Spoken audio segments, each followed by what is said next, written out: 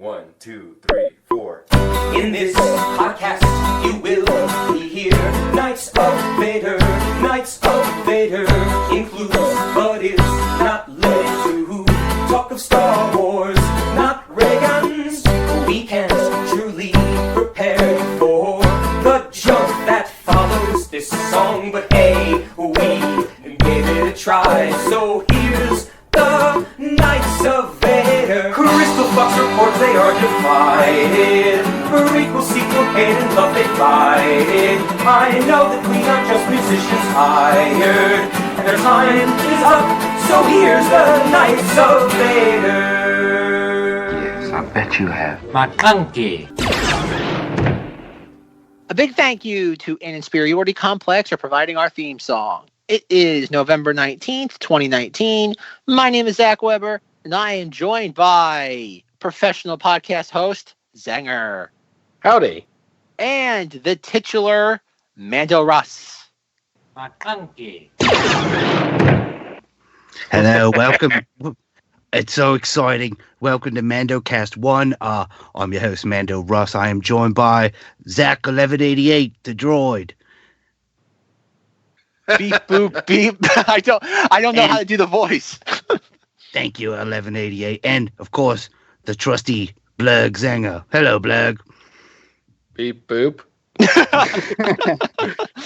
Every character in The Mandalorian just makes beep, boop sounds. No, thank you for having me, and a very, very fond McClunky. to everyone out there tonight. Oh, boys, Ross, we can't get into that now. Like, there's so much. Like, it's weird. In the last 2 weeks, there's been more Star Wars news than possibly in the last 6 months combined. Yeah, it's been a fun time. Has been a lot. Was anybody prepared for McClunky? I don't know how you could be. I mean, at this point, we shouldn't be surprised, but I mean, of all the things to pull out in just a rollout, and I saw it from you first, and I was so happy to hear. McClunky.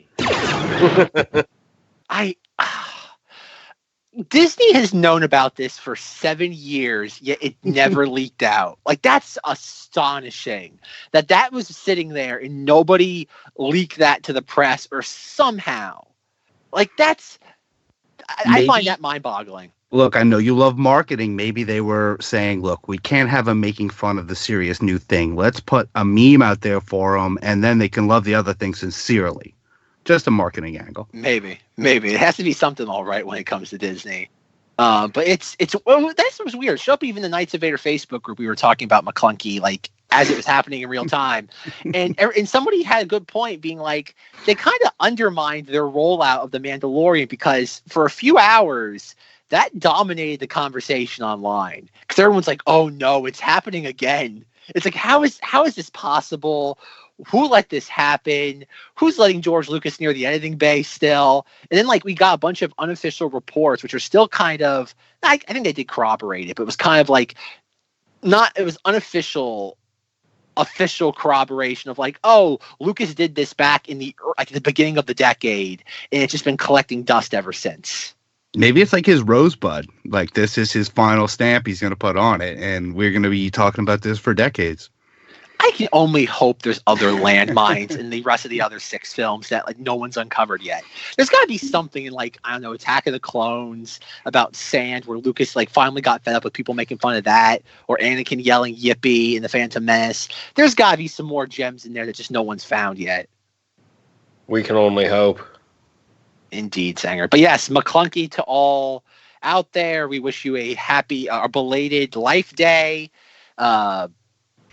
Yes, happy Life Day. All these Wookiees are enjoying Life Day. We will spare that clip this week. Just know all the Wookiees are enjoying this Life Day. The Wookiees head to the west this week. For Life Day. For Life Day. All right. But again, there's a bunch of stuff. I know today there was some Rise of Skywalker stuff, but we're not going to get into that because I think we're getting into the point now, the marketing, where there's going to be a bunch of stuff showing up in the TV spots, which I have no clue how spoilery it will be. But I know in years past, anytime I see a TV spot online or on television, I always kind of like look the other way until it's over. So, and I think we kind of said our final piece on the Rise of Skywalker. At this point, the movie's out in a month, so let's just let's just wait.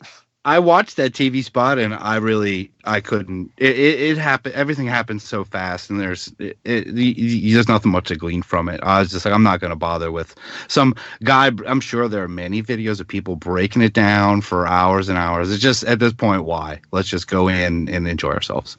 Yeah, especially if the movie comes out in roughly 30 days from now, give or take.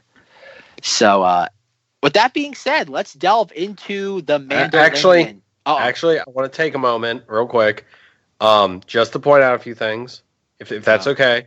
Go for it, Zenger. I guess if someone doesn't want stuff spoiled but still wants to listen to a quick part of the episode, I guess you want to go around real quick and say if we recommend this, yay, nay.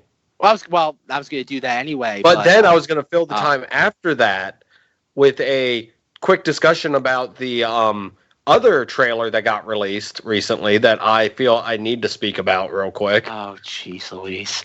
Okay, Zenger, let's rip the Sonic Band-Aid off right now. All right, so first, Mandalorian, first 2 episodes. You guys yay or nay on it? No, Zenger. Let's do the Sonic thing first. Let's make them earn. Yeah, wait. Okay. All right. So, if you are listening to this, you need to go see this movie. And the reason is I am agreeing with the whole internet thing of they actually listened to our dumb opinions and did something right. And that's why we should go see this. But I am very excited. I love the new design. It still looks weird, but it looks weird in a fun way. So I am actually very excited about this movie. I am very happy that poor Jim Carrey's back will not be thrown out from having to carry the weight of this movie just on his own shoulders. So I am excited about this redesign. I am very impressed with what they've done. And I actually am very excited to go see this in theaters now. Out of I want to see this as opposed to I want to see a train wreck happen in real time.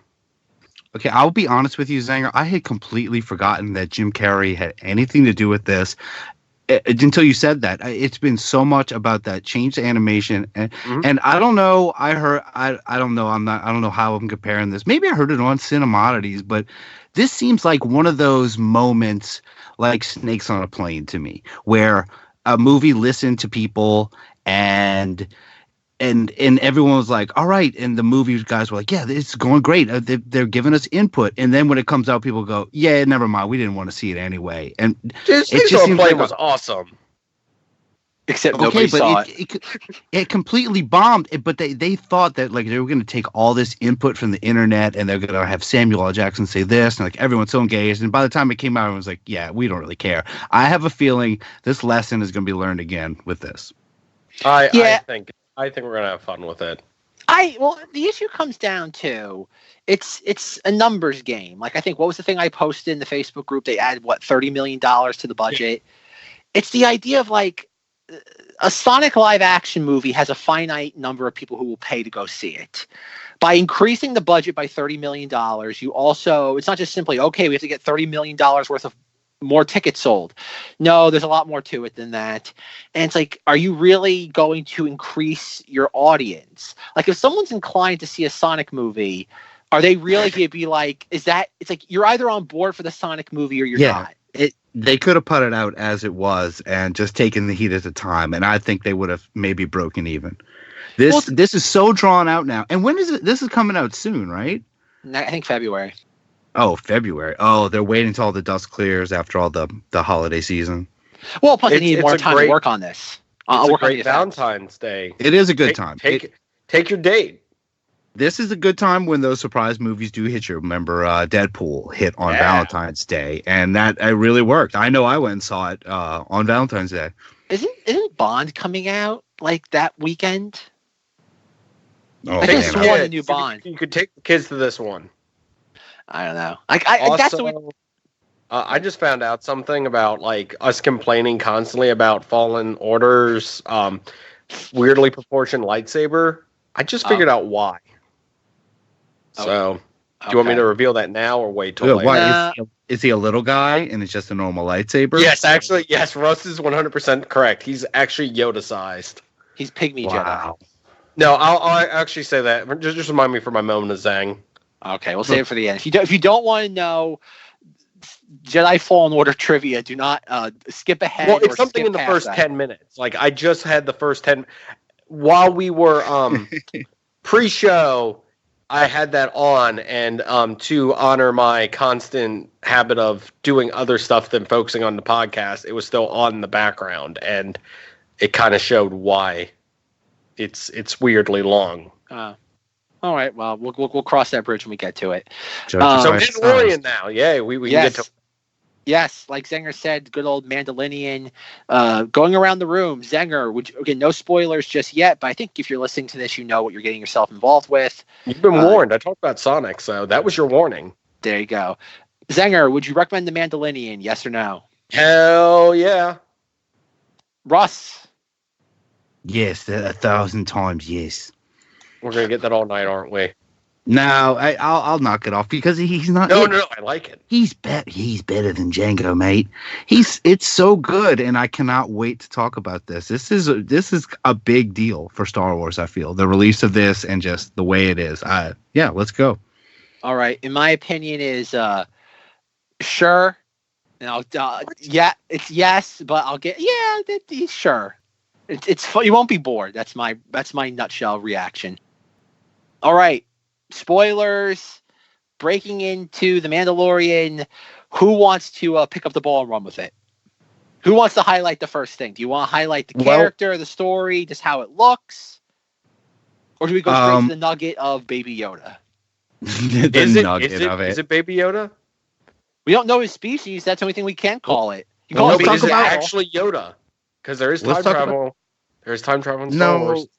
Reincarnation. But let's talk about how it, like, you know, what did you guys think of the whole great cowboy intro, going in there and taking care of Squid Head and all them, and then getting the first bounty?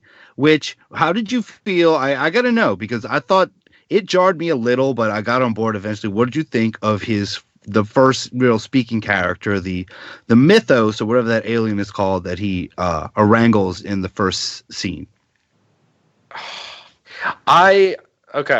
Too Star Trek-y? No, and I am irritated that he does make the Star Wars special canon technically. By mentioning Life Day? Yeah, he on mentions his ship? Life Day. No, he makes Life Day canon. He doesn't make the holiday special canon. Oh, wow. I figured you guys were going to, just drag me over the coals with that fact, so... Okay, go ahead, Zenger. So I've got it, that... Okay, go ahead, Zenger. So, the opening to the show, I want to say it now because I will forget the not choreography, the sound, the soundtrack, just the music that they have in the background of this show is Sure. so iconic already. Off of just 2 episodes. Like, off of episode 1, I was like, this feels Star Wars-y, but yet so different that that it has become its own thing already. Like, I'm sorry, I am going to be gushing over this show as of right now because Good. I loved it. Like, this is the most excited I've been about something, like seeing something Star Wars probably since, I want to say, Rogue One, maybe? Look, I'll say about the music that there are definitely different choices. It's not something we're used to, but some of the moments, like when he lands on the planet where he eventually meets Ugnaught Nick Nolte and fights the Blurgs and all that. But when he is landing on that planet, the music is a mix of also the sounds of the ship, and it's the sound of the ship is making a beat, but it's also part of the soundtrack at times. Just really great moments like that. And I will say I've been able to pick this apart because you can all say, I don't know how many times you guys have watched it, especially the first episode. So I watched it by myself as soon as it came out that day. Mm-hmm. But then I had to show the kids, the 2 younger kids, to give you all the kid report and what they think. So a 9-year-old and a 7-year-old, a 6-year-old and a 14-year-old all sat and were completely blown away by it. And I have actually fired my house up again about Star Wars because of this. They cannot wait till the next episode comes out.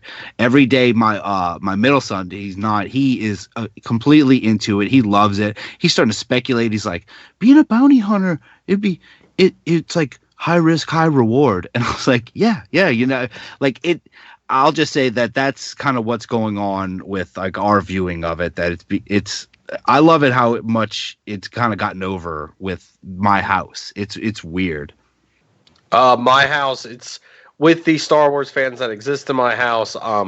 Ellie really enjoyed it. She's only watched episode 1. She will get to episode 2. She said soon. I did tell Christina. She loved 1. She hasn't watched 2 yet because I'm not forcing it.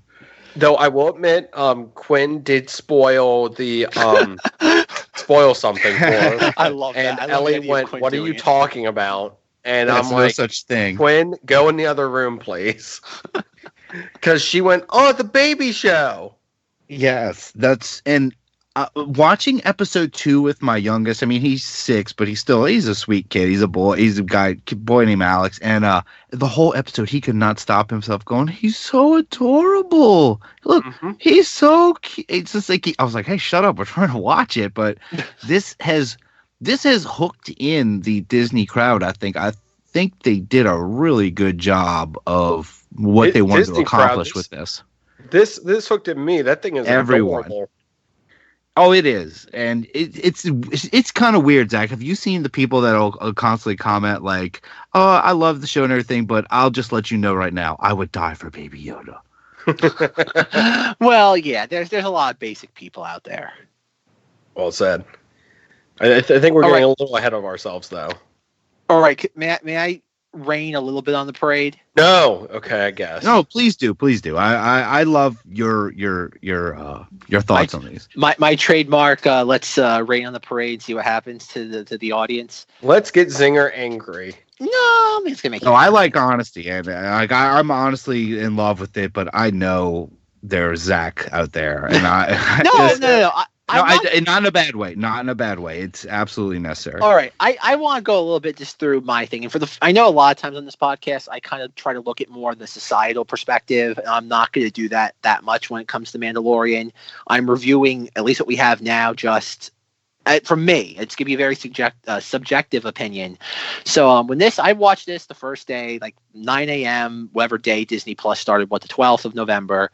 And as I was watching it, I was getting. Oh my god, that was only a week ago. Jeez. I know. It feels like an eternity ago. I've watched so much Simpsons. That has a wrong aspect ratio. Yeah, but you know what? It's there and it's easy to click. And I've been going between Star Wars and Simpsons myself. Same Poochie here. Yesterday. And I will say this about the aspect ratio change: it really makes me pay attention because I'm like, that doesn't look right. Boy. All right. So Mandalorian, I watched it, the first episode, and it genuinely terrified me. Like it terrified me out of my. What's that? You mean how good it was? It just terrified you. No. So good. Well, okay. Why I mean it terrified me? It's in a very specific sense to how things I don't like about Star Wars in the Disney era. Okay. I was watching it and it felt like an encapsulation of The Force Awakens in the sense of everything why I dislike that film, in that everything is just hitting you over the head of this is Star Wars, and it just moves so briskly at times that I'm like, can I savor this for like a second? Nope, we're already going somewhere else. And then like, oh, call back, Easter egg. You remember this? Like, it was doing that Force Awakens thing. Like even, and I know, like you guys mentioned, the blue-headed guy with the Life Day. Oh, I guess I'm not gonna make it back home for Life Day. And I started screaming "F you" at the TV. I'm like, "F you!" That you don't just sit there. And then even when he sits there, shocks the giant dinosaur monster trying to eat his ship. I'm like, oh, that's the holiday special because that's what Boba Fett did. And then we have him talking to Nick Nolte Ugnaught, and it's like, I've heard you people used to ride dinosaurs. And I'm like, God, I was genuine. At that point, folks, I was writing the Knights of Vader suicide note. I was doing it. I'm like, if this is the future of Star Wars, which is what it is, The Mandalorian is the future of Star Wars. Folks, we are at the tail end of the transition period, or we've crossed the point of no return of it. I'm like, if this is what Star Wars is going to be, I want no parts of it. Like, they can have it. If they want to do this to it, it's their right. They've earned the right to ruin it. Like I've told people 100 times now, Disney will destroy Star Wars. It's inevitable. They will destroy it only because it's in their nature to destroy these sort of things. But if this is what it is, I'm not going down with the ship. And even, again, everything kind of drove me nuts about that first episode. Like, I was genuinely terrified. Like, even the stupid little, like, door knocker comes out, and it has the same little chime that Jabba's did. And it's like, well, I guess that's just the generic chime that when you knock on a door in Star Wars. Apparently, there's a Star Wars Lowe's, and you can just buy them off the shelf. Every single little chime goes, I thought you were Rafiki, and that's it. Apparently, every single one does it. It's not just unique to Jabba. Even the carbon freezing. I would have thought, like, oh, when Vader wants to capture Luke, it was really kind of like a Rube Goldberg job. They had to kind of think outside the box to capture Luke.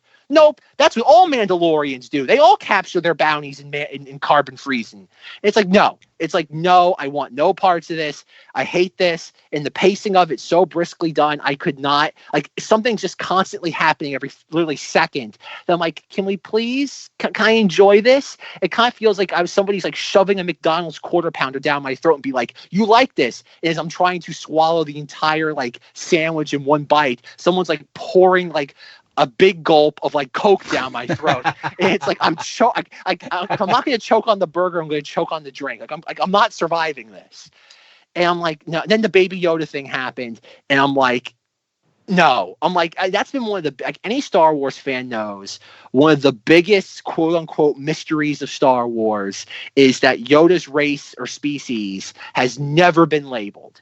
And then, like, the fact that we go immediately into that, and like Russ predicted, we have the cliffhanger. I was like, no. I thought I predicted that. No, Russ is the one that said we couldn't do the first episode because we thought it was going to be a cliffhanger. I swore I said that. You both said it. You both are Okay, very good, insightful. good. You're both very I'll give it pathetic. to you. I'll say this. We said Zach, it together. We were holding hands.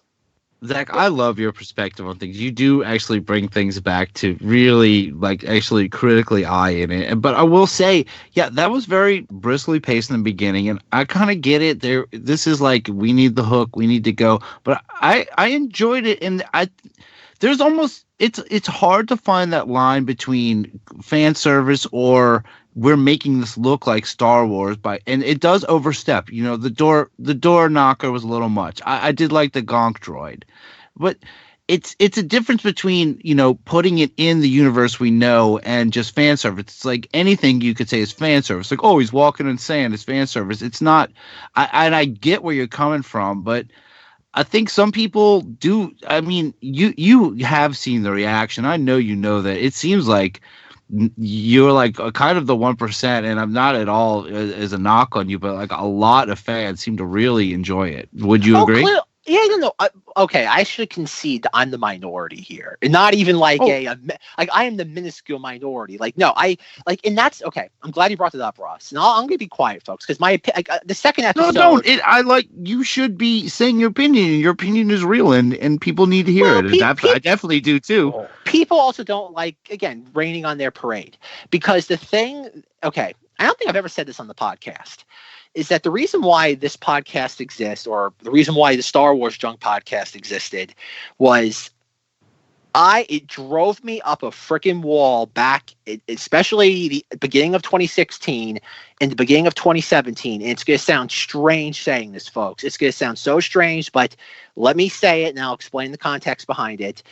I was sick of the narrative going on in just entertainment, media, social media, that everything about Star Wars was the greatest thing ever.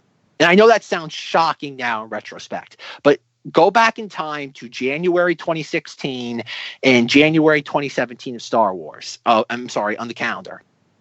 Everything was just like, it was this weird pattern. After Force Awakens, when the reviews came out before it got released, every single every tweet was best Star Wars since Empire.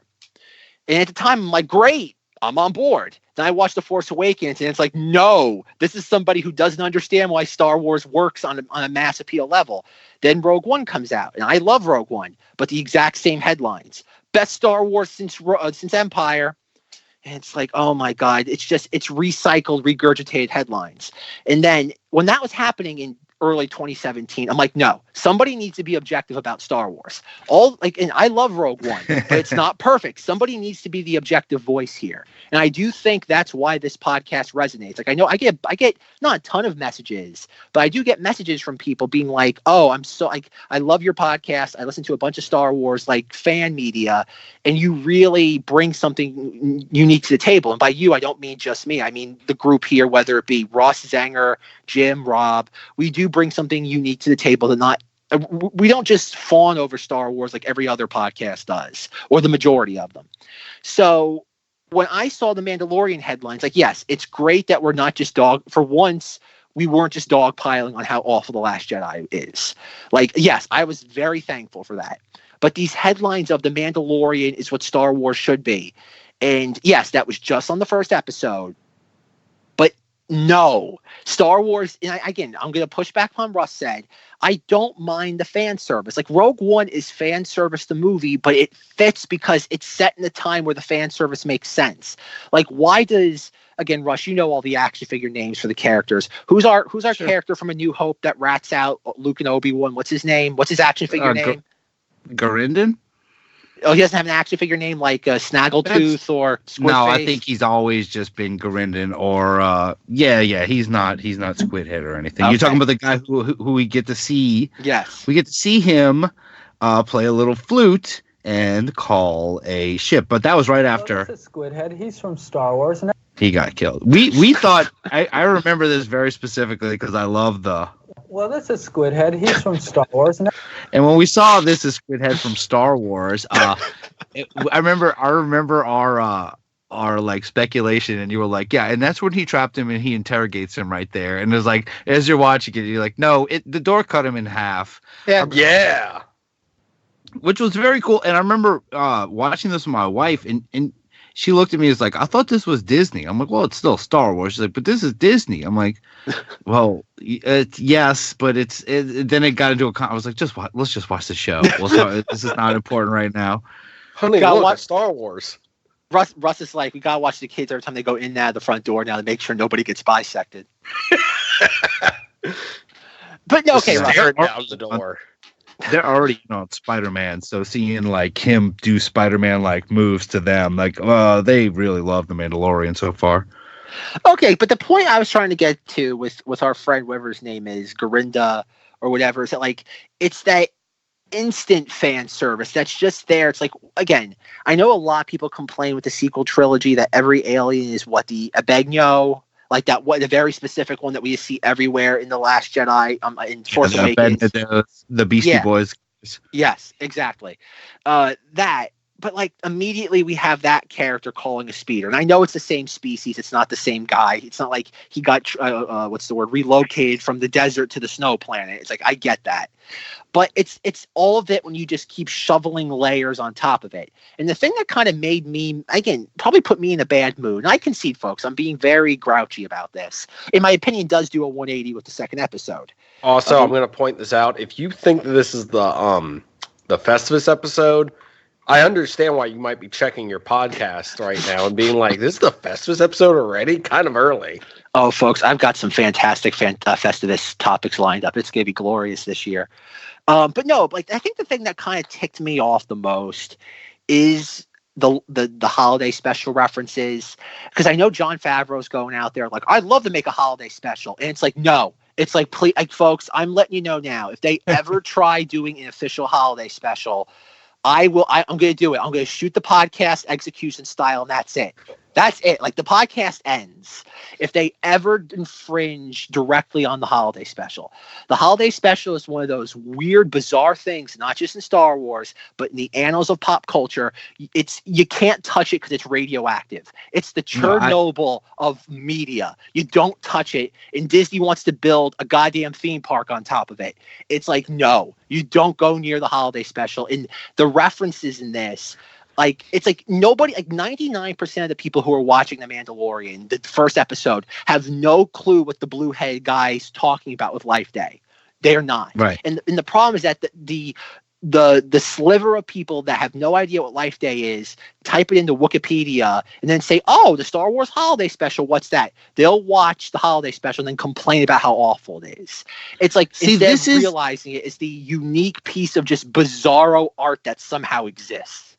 See, Favreau won't, there's no chance they'll ever make another holiday special, but I think this is just Favreau throwing up his holiday special flag because, well, let's be honest, Favreau is a hipster. This dude wrote Swingers, he directed it, he acted in it. He will forever be a hipster no matter what he's doing, comic book, musically, and Star Wars. The most hipster thing is to love that Star Wars special and the holiday special. And, you know, of course, we love it too for different reasons, but he has to fly that flag, and he got it out of his system definitely in that first episode. Because if you know it, you're like, yeah, he's got the gun, he zaps the monster, he rides a thing. Of course, we have to make reference to it. Life Day. I think he got it all out in that first episode. Were there any references in the second one?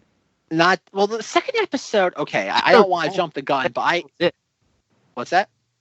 I don't think there are many more you can make in a sane way to fit it in. Oh yes, they could. They threw in every Boba Fett holiday special reference they could. They even have the part with Mick Nolte Ugnaught being like, oh, I hear Mandalorians ride dinosaurs. And I'm like, again, folks, my blood pressure. I was furious. I'm like, leave it alone. Stop. Ironically, I like that scene for character development. No, I did too. I liked how he called him out, and he's like, your ancestors riding the mythosaur. You can't even ride Blurg Zenger? Come on. But like, again, what I'm trying to get at, folks, is that, like, I'm not throwing out the baby with the bathwater here. What I'm trying to say is that, like, do the exact same thing, but keep your references at a minimum. The furthest extent of the holiday special in this should be his rifle with the forked tip. That should be the furthest extent of the holiday special, or your references. Keep your references subtle. Like, I know John Justice, friend of the show, author of Embark 2 Treasure in Darkness, pick it up on Amazon. He was sending me pictures of the Imperial scientist comes out, and he has this insignia on his shoulder, which is apparently from, like, the Clone Wars 2008 series for the cloning division on Kamino. Like, that's a very cool reference. That is a very, and you said Chris pointed that out? No, John Justice. Okay, well, I've seen Chris Porteous, the 8th or 9th worst Star Wars collector from Canada. I saw him referencing that same thing, putting someone in their place somewhere on Facebook, and I was like, the little fist pump, honk the horn, whatever. But yeah, that is a cool little detail. And I will say that the show did start to slow down after this. I mean, it packed a big punch in the beginning, and this punch definitely hit Zack in places we won't talk about on here. I can just hear that this was a rough start, but I do feel like the show did do a good job of slowing down after that. Oh yeah. I was on board the entire time. I am the lore. The Focalorian or the Focalorians of all of the actual you get all the kids. Did you guys really expect that there would be more than just the Mandalorian in this? That part shocked me so much that we were actually seeing Mandalore. Yeah. Focalore.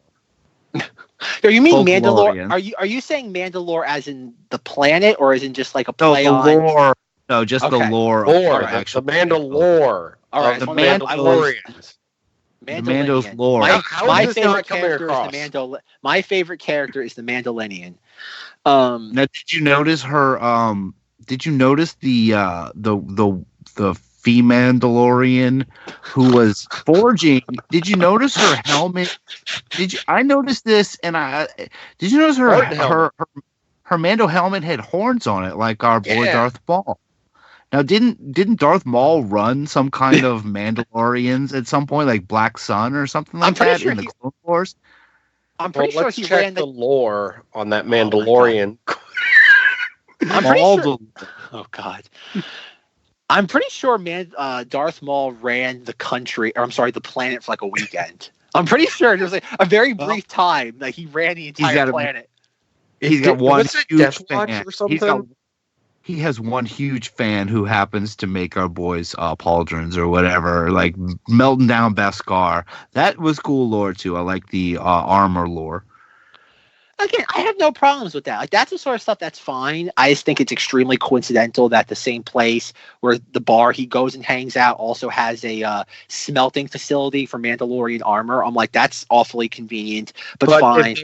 If this bar and if this area is big with guilds of like guilds and everything for bounty hunting, don't you think the Mandalorians would have like a outpost there for their people since they're all known for that? Sure. Zach, I just think you're hating the hate right now, and I am not going to allow that on this podcast. No, I'm not. I'm ever not. positive. I'm not positive on this. Hold show. on. McClunky. Continue. No, I'm not hating. Like I said, my folks, when you get to my opinions on the second episode, you're gonna wonder if I'm the same person. No, I'm wondering right now. No, it's just the fact that first episode really, it was like it did the Force Awakens thing, which seems to be it's now setting a pattern that when they don't know what to do out of the gate, that's what they're going to rely on. They're going to rely on just the tried and true tropes of Star Wars, of just taking the nostalgia club and just whacking you across the head with it until you're just oh God, you're happy in some sort of just daze. And I'll take that. And that's why you're the problem. It's that notion, and they haven't. It's not that they haven't learned anything. It's the problem that people are eating it up. It's the same reason why, as much as I complain about Marvel, I don't blame Marvel. I blame everybody else for trying to emulate Marvel. And it's like, no, let Marvel be Marvel. Like, it works for them. They're a fluke, and that's what I was afraid of with The Mandalorian. But 3 days later, when we got our second episode, I was pleasantly surprised as to what happens in that episode. But I don't want to jump the gun. If you guys have more you want to say about the first one, don't let me kind of just walk all over you. Well, I just wanted to say... I'm actually... Hold on. I'm just worried that Zenger is going to stick a crayon up your nose at some point. So I just want to say, Zenger and Zack, if you get together, please, Zenger, leave him be. He's got a good point in some things. Thank you, Rus. Not this thing, but some things. Okay. No, I was gonna say if It's this Bill had Post Paxton, you fools. If this first episode had a in atmosphere Star Destroyer, I think I would have exploded like on the spot from just my excitement. Just saying. I understand that there was some pre-Empire, but that's the thing. They could still have Star Destroyers. I mean, there's still stormtroopers and stuff, and we see more later. So I'm very excited for what this. I was excited. Yes, there was some fan pandering, but I felt it was sort of a slap on the on like the cheek as opposed to a punch in the face that like the movies have done. And yes, it does fade away as time goes on. I think they just had that in there to kind of get people on board that might not be as amped like some people were. So that's kind of, I'm not saying Zach's wrong. I'm just kind of coming to the defense of something I like did not realize I was going to enjoy this much. It worked too. I will say, like I said, it I don't push Star Wars on my kids, but I'm like, just at least give it a chance. And they love Mandalorian so far, and we can kind of go on with it, like get to the point. So there's the IG robot, right? We'll get to that. I want to know what Zack thought of IG-11 showing up. That was one of my favorite moments where he's like, oh God, bounty droid. We already have established the dude doesn't like droids. Which we'll find out on that at some point. Oh my gosh, no, the Separatists. That's all the flashbacks. It's to the Separatists attacking. Wait, he'd be too old. That's what I thought too, that it was he would fit. We don't know how old he is, I guess. I figured it was species aged differently. Planet. Zack, you probably know more about the Mandalore, but didn't the Mandalorians kind of get it from the Empire, the droids, and the Jedis, like pretty much throughout history? Like no matter who they're facing, they kind of took it. I don't know how much went on in the books or the comics during that time period. I know from the TV shows was that Mandalore was always tumultuous because again, as we've referenced, Darth Maul kind of controlled the planet for a weekend. And then you had then you have it was a holiday weekend. Well, plus the Mandalore thing hasn't been resolved either, because that's going to be the last arc or the last whatever it is of the Clone Wars saved, because that's the whole thing. Technically, was the Ahsoka book covers it. No, it doesn't. It hints at what happens, but it does not cover it. No, because I told you covered it.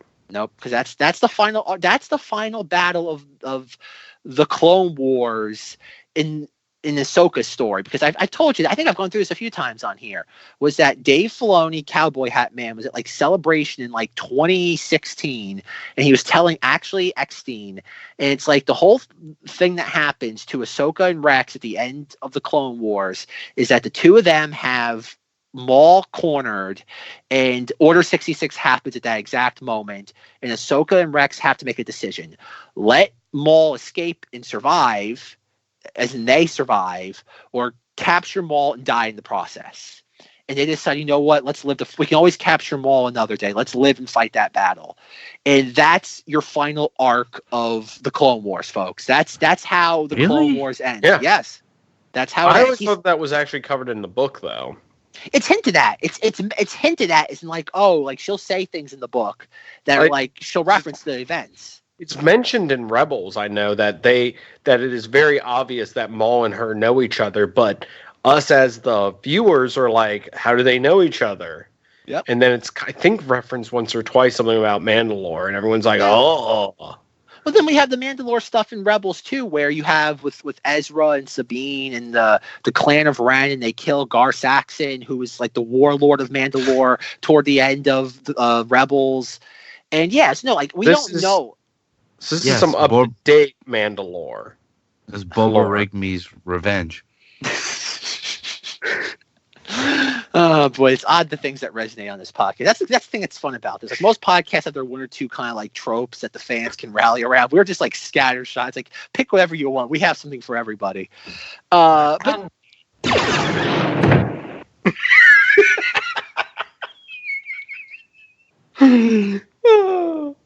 glad Zenger's enjoying all this. What was your point, Russ? I kind of forget. I was asking.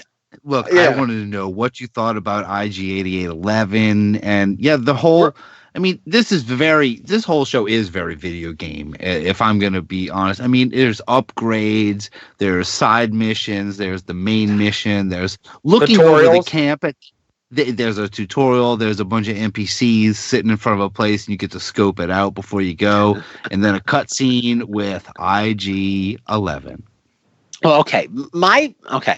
We skipped over the hero of this show, but okay. We'll get to him. He's not going anywhere. You might. Okay. I agree with Russ. Like, yes, it was cool. Like, you see him sitting there. He's scoping out the encampment of the pirates, smugglers, whatever you want to call them. And he sees IG-88 walk up, and he goes like, "Oh no, like assassin droid. It's like gonna mess up everything." It's like, okay, that's cute. And then we get down there, and the IG-88 action sequence is great. And folks, I'm calling the character that because it's IG-88. They could have made this IG-88. They deliberately did not because of what happens. Well, yeah, again, that's the only reason why.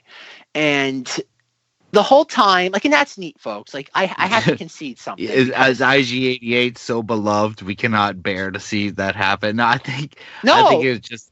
I think the lore of IG-88 was that he was somehow independent, and he had his own years and years of Mandalore to himself. So I think they're just like, just make it another guy, give him an extra bandolier strap or something, and a thermal detonator in his chest. Well, that he does not hesitate to use. Well, okay. Getting back to I'd live this long. The thing, though, with IG-88 is that watching him and the Mandalorian fight together, it's. I think I've mentioned it in the past. I've said it to Jim. It's like when everybody complains about how much they hate Attack of the Clones, I'm like, can you not remember the first time watching Attack of the Clones in 2002 and seeing the Battle of Geonosis, the first battle of the Clone Wars, and being like, wow. Like when Obi-Wan's, like if you're a kid in 1977 watching Star Wars and you hear Obi-Wan just mention the Clone Wars in passing, and then how many years later you see the first battle, and I don't care how much you hate Attack of the Clones, and we got one of them on the call right now, is that battle, the first time you're watching it, is genuinely spectacular as a Star Wars fan. Because up until that point, every time. Yeah, up until that point in Star Wars, we had never gotten a battle of that scope before, or at least a land battle. All right. And I will say this: before you go, Zenger, on Disney Plus now, if you look at any of the Star Wars movies, if you go to extras, there are great extras for all of the films, almost like Blu-ray extras. And for Attack of the Clones, you can watch an entire subplot about Ki-Adi-Mundi going to a droid attack ship from the Coliseum, but none of the 3D is rendered. It's just them on ramps, and it's tons of footage from that battle. It looks completely terrible. It's so great. Go watch that extra for episode 2 on Disney Plus.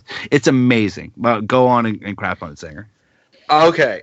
So, Zach, what you want me to do is sit here and think back to the first time I watched Star Wars and think of that scene. No, I want you to think back to it. I just want the spectacle of it. The idea of... Okay, hold on. I'm going to do that. Who is Sifo DS? Can't get past it. Oh, boy. No, but the point I'm making is that, like, and I didn't get to really kind of make my comparison, is that you think of that moment. You have Obi-Wan saying the phrase, like, or Luke saying, "Oh, so you fought in the Clone Wars?" And then You fought my father in the Clone Wars. There you go. I don't And know then why how it's many? British. British Luke, yes, the classic Mark Hamill, right there.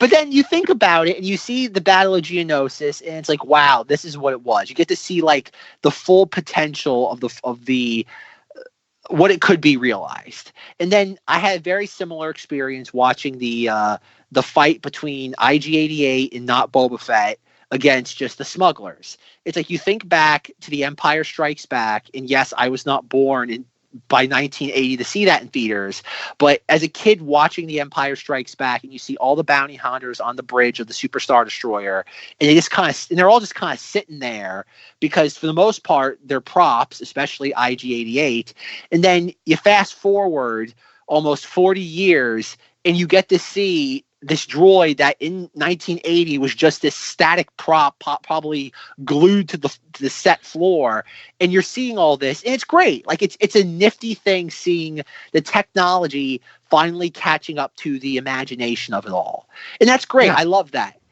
But IG-88's head. His head was part of the cantina in the original Star Wars, and we got to eventually see him become a droid. We've just watched him grow up on screen, and I'm just so happy for him right now. But that's the sort of stuff that if you are going to do a show like this, under the guise of what the first episode was going for, because again, my opinion does shift gears by the second one, that's the sort of stuff. You got to really enhance and flesh out the universe. And again, having IG-11 be a carbon copy of IG-88 is not ideal for me. I'd rather have it be a new bounty hunter character. But again, like Rus and Zenger have said, you got to sell the nostalgia. You got to pander to get people on board with your first episode. Remember, folks, I understand that. I concede that. But that's the sort of thing I want. Again, it's the Rogue One dilemma, not dilemma, but the Rogue One thing that perfected. Like, if you're going to have fan service, make it fan service that at least fits into the world. Like, why are Red Leader and Gold Leader in Rogue One?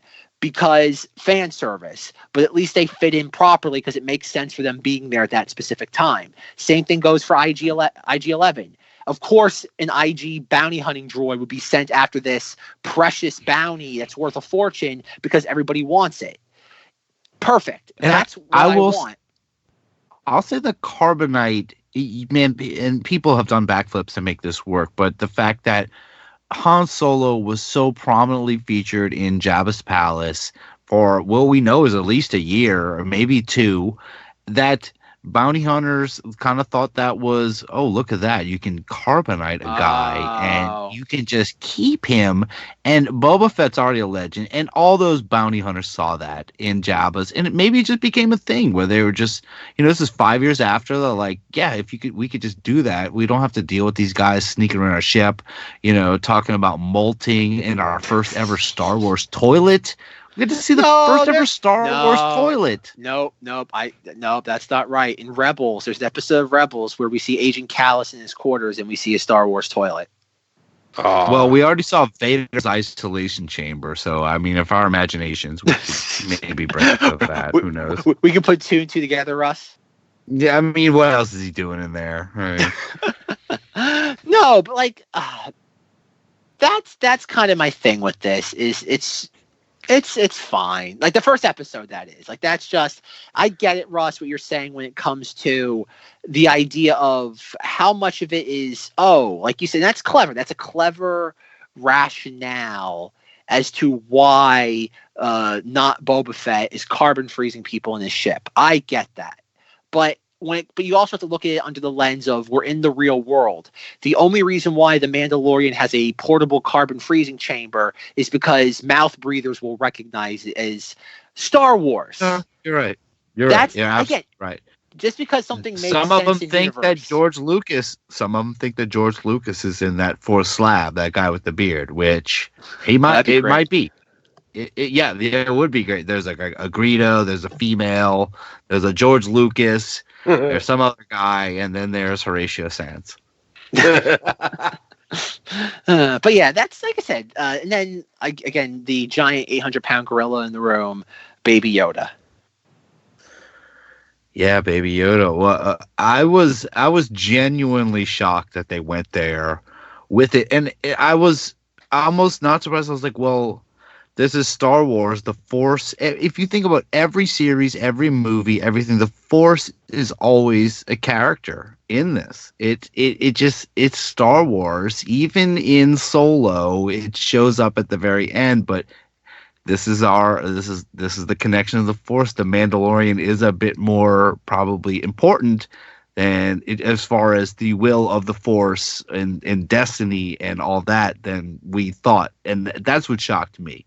I did not expect that. Neither did I. Like, I was pleasantly surprised, and I had heard about, because we had discussed on here on one of the, predictions that there was going to be a kid tagging along, and you know what? I'm on board if it's that little kid floating around in that little egg thing. But we'll get to that in episode 2. Also, Russ, I just had the Star Wars Attack of the Clones deleted scene on in the background on mute. Oh, it's great, right? Oh no, you have to have it on mute because if you have the sound on it, it is seriously like the train wreck of the century. And I know what they're trying to do just to show stuff, but good God, there's cutouts. It looks like a video. It's like there's like a video game cutaway to the droids, and it's the same one every time. They're like Cinemoddities leading a charge, and it's like look out, and it's the same. It's like one really weird super battle droid with a bunch of droids around it. It's the same animation each time, and it's like a 5-minute thing, right, Zenger? Yeah. No, I also wanted to point out this. So there's the part where oh my gosh, I forgot his name. Dreadlocks Jedi. Kit Fisto. Yeah, Kit Fisto does the force push. The 2 droids, they get force pushed into episode 1 because that's from episode 1. Yes, they push him into Naboo. He pushes them so far. And Zack, you gotta check it out. It's funny. But that's all okay. You guys are making fun of it, but it's animatics. What you use It is, and it was great to watch it on mute. It was great to watch it on mute. Like I want It's to just an unfinished subplot, but it's a lot of fun that they actually put that out there. I love stuff like that. And I love episode 2. That was I've probably seen episode 2 in the theater more than any other Star Wars film, and I'll say that because that's fascinating. That's a fascinating statement. My wife and I started dating around the time, and that just became our movie. But we were just how did you get past the Sifo Dyas story subplot? Did you have to go back to try to figure it out? I was checking out supershadow.com. I was looking for any clue I got. We needed to know this, and I figured if I kept going, I'd find a clue here and there. But I think it was really just sonic charges that kept bringing us back. Yeah, and beef burgers. But yeah, I'm so on board for the Baby Yoda thing. It was a great reveal at the end of the episode. Because it's like wait, what? Because it also the whole him turning on the other bounty hunter, and is he really gone? Is IG-11 gone? No, he comes back because there's footage and trailers of him talking to the Mandalorian, so he'll be back. I feel like I've seen him blown away stormtroopers in something. Yeah, it could have been cut strangely. Yeah, I'm he's pretty sure sure up again. Because that was the thing I was wondering. Was because I'm like, he blew him away so quick, and that thing is in all the marketing. Yeah. I'm like, and they really put this up there. My son today is so excited. He looks and goes, "Wait, who's that lady? We haven't even seen her yet." And I was like, "Yeah, you're right." And my kids love, and I'm sure everyone pointed out that when they shoot the door open, it looks like a piece of bread. And they call it the bread door. That's their favorite part. I'm like, "What's your favorite part?" He's like, when he shoots the bread door. And I was like, "Yes, I know what you mean, the bread door." But that's the part So that's video really game. I don't think that's video gaming. I think that's cool. Like the idea is. of having It's the great. having the silhouette of not Boba Fett and not IG-88 come like walking in, and it's all dark in the room, and you see the light coming through. That's a fantastic visual. And I get It it. is. You can't have that for everything. I can see that. You can't. Not every moment can be iconic because then it deprives. It because eventually is kind of lower the bar, but that's the sort of stuff that resonates. Like, give these characters their own like breathing space, because every time you throw in nostalgia, you're choking the new elements from having their like time to shine. And that's kind of my concern. You're cheating the future for the sake of the past. And it's like, no, the past had its time. It had its chance to succeed or fail. It either did one or the other. Again, let the past die. It had its moment. Let the new stuff have its 15 minutes of fame. And that's why I did enjoy certain parts of the first episode. That whole ending bit is really great, and I like the IG-11 character when he talks very casually to Mandalorian. Of course, it amps up a little when he's negotiating, but I like the idea of, well, I get my reputation credits for this, and that's how that the system is that deep. And of course, it makes you think of video games because video games thought about all that stuff. And it's like, well, how would it actually work? But when he's talking to him at the very end and mentioning, we can say it, and we're talking about blasting in. They find the 50-year-old target they're looking for, and there it is. And I loved IG-11's, just his lines then where he said, "Well, not all species age the same." Like he got very much a character, so much more than. I love that whole scene. Yeah, like I said, I like certain aspects of this. The portions that I hate are the same ones that I hate from The Force Awakens.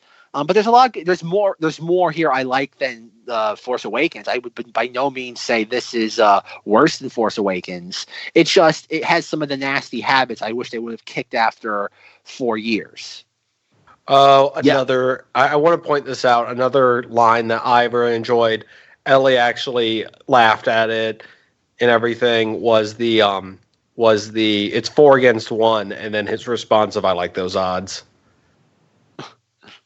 During the stand, yeah. That's very much a Mandalorian thing to say, a badass thing to say in a scene.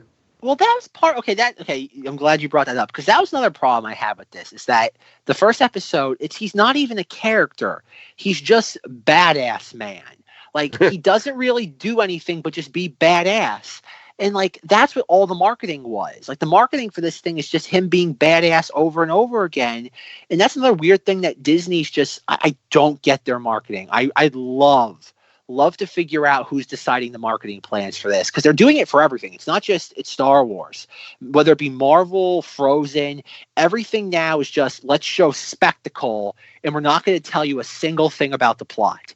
And I clearly their market research is telling them that's the way to do things, because there's no other explanation for it. None whatsoever, because they're doing it with every single property. But like, maybe they think that's a hook. Like, maybe we should like start talking about episode 2, because if you want to talk about, going from looking so invincible to looking very beatable really quickly, episode 2, I really enjoyed it too, and I appreciated how it's kind of slowed the story down a lot. Okay. Well, I was watching the first episode. I think I've made it abundantly clear I kind of hated it.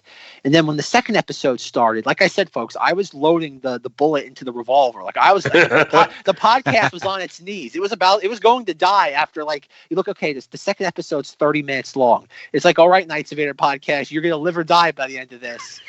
And I'm watching it. And I was shocked by how fantastic it was. Like, by the end of the episode, I was convinced that a completely different creative team was behind this. And I know, different director. Okay, that doesn't. No. Okay, whoa, pause. Pause. I got to explain something. When it comes to, I know that's been everybody. I've talked to a few people about this, and they keep pointing to the fact that it's a different director. I get that, folks. It's abundantly clear. But the problem is that with any sort of TV show, or like whether it be streaming, like a Breaking Bad on cable, Game of Thrones, you have the showrunners. And that's what Benioff and Wise were for Game of Thrones. That's what Vince Gilligan for Breaking Bad? Is that he was the one who was in charge? Yeah. Yeah. The showrunner is the one that controls everything. And in the case of The Mandalorian, that is Cowboy Hat Man and Favreau. Favreau and Filoni are making the decisions. The director is there just to make sure that nobody lights the craft services table on fire. The director is essentially just making sure everything's going to plan. They are kind of the supervisor. They're not the boss. And I feel like that first episode was just to give Filoni that live action director credit, which he has long sought after, and he got with that first one. I was actually surprised that he was the director of the first episode, on paper at least. Yeah. Well, I guess they had to, but I don't. The thing though is that the second episode is such a hard left turn from everything that the first episode sets up. And that's why, I posted this in the Knights of Vader Facebook group. It's the element that the Nutma Star Wars is starting to cling to now when it comes to The Mandalorian, is that, he goes from being the best bounty hunter in the galaxy in the first episode to being a guy that can't even beat a bunch of Jawas. And I get that complaint when you look at them concurrently, because you can't have a bounty hunter that's going to take on 4 stormtroopers at once and then is stupid enough that his ship does not have any sort of security protocol that can stop Jawas from doing it. Maybe it did, and they were able to disable it. Then you should have had a scene of that happening then. But in this high-paced, episode after episode, stuff after stuff, they couldn't have taken, a 33-minute... Oh, wait, they definitely could have put that in.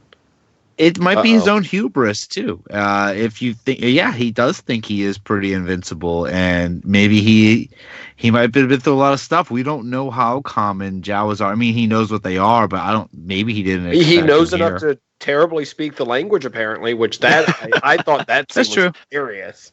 No, well, yeah. Again, okay. I don't want people need to trade with them. I think that's a language that, like, if you're on a planet with them, you kind of do need to understand them in some way. Yeah, sure. Especially if you're in that kind of like world of like the criminal underbelly of Star Wars. No, the second thing, like, I have no problems with the second episode. Like, yes, there are some really goofy, weird things that happen. Like, the Mandalorian has this baby that's this giant prize. The Imperial Remnant's going to pay him an entire like armor's worth of what would they call it? The Beskian armor? Yeah. Beskian armor. Beskar, excuse me. Thank you, Beskar. Now, like, I've actually heard. Now, it was Werner Herzog who told him that he had a katana of Beskar.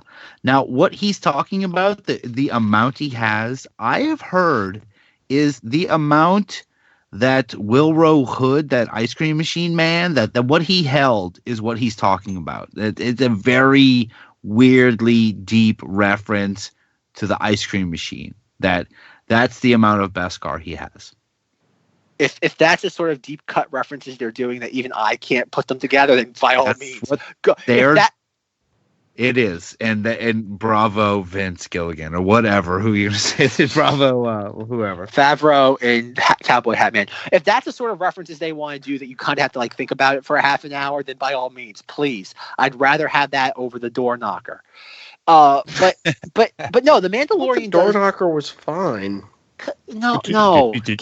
Get out, Zenger, get out. God dang it. Get out. Much like Russ's new cat, get out and please don't come back. No, but get out of here. No, but like he does do some dumb things in this The Mandalorian. Like he's captured this prize of Baby Yoda, and yet he's walking around in a completely exposed like terrain, and he's keeping the little door on the the egg carriage open. It's like, why wouldn't you keep that shut? Because so you people have don't know? to see the baby. You have to see that cuteness. You got God. He- Okay. yeah. Okay. I'm gonna I say think this. he appreciates the cuteness too. Yes.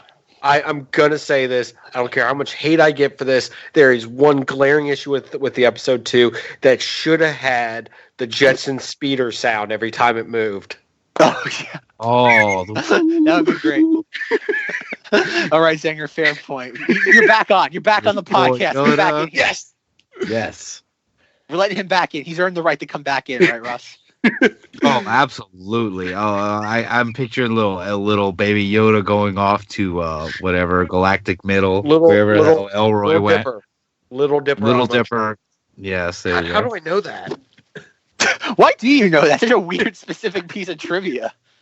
I'm gonna double check that actually. No, you're at 100% right.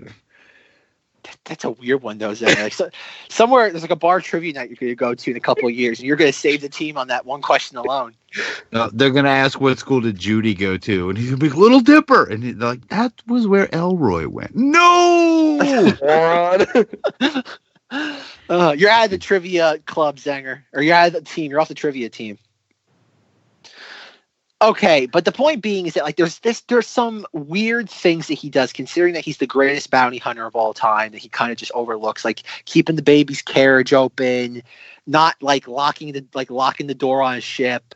Like I said, things like that, which are fine. Like again, I love the second episode. I thought it was great. Like I love that he gets knocked down a few pegs, quite literally in one sequence. I like probably one of my favorite all-time now sequences in Star Wars is the idea of having a character picking off Jawas with disintegration rounds. Like that's fantastic. Like whoever thought of that idea, like that's the sort of new novel ideas I want in Star Wars. Like that's great. Like again, imagine seeing concept art of not Boba Fett with the holiday special rifle disintegrating Jawas that are pillaging a ship. That's great. Like that's a stand up and applause moment. This was a moment long awaited. The second that Jango Fett was even a rumor, everyone was like, we are finally going to see disintegrations. No disintegrations. Yes, disintegrations, but we never did until now. And I like that it's a round that you have to reload in a gun, like almost like a Zam vessel. yes, just like Zam Wessel. I never thought it that makes should be those pulled. bandoliers. Look, everyone's got bandoliers. Chewie loves them. IG-11, 88 love them. Everyone loves them. Everyone has ammo. We never see anyone ever, hardly never, loading ammunition in their weapon with any kind of success for any reason. And it was nice to see it actually used. Yeah, no, that's great. Again, that's It's like, I mean, he is like the Deadpool of Star Wars, or Deadpool is the Boba Fett of that, where he's got ammo all over him. And let's see it get used. Answer the question I asked myself. It's Orbit High School. Also, the city they live in is Orbit City. Did not know that. So, tune in next week for more Jetsons podcast here on Knights of Vader. Located right above Bedrock. Don't get into that whole chestnut. Another time. But yeah, no, like going into more of episode 2, the fact that he's trying to scale the Sandcrawler while it's in like full, like maximum Getaway mode? speed. Yeah, like that was great. And watching all the little Jawas like peek out of the different things, and like, some of them stun him, some of them don't fare so well. He rips one of them out and it hits the ground at like 50 miles per hour. And then even the whole thing that he's trying to scale the side of it with his little grapple gun, and then he eventually gets up there, and they a dozen of them tase him all at once until he falls off the side of that thing, and he falls like 20, 30 feet onto the hard ground, all while the baby Yoda carriage is chasing after them. That's great. Like that's fantastic. Like that's the sort of thing that I would never have thought I wanted in Star Wars, and they gave it to me. Like that again. Bravo, Cowboy Hat Man. Bravo. Yeah.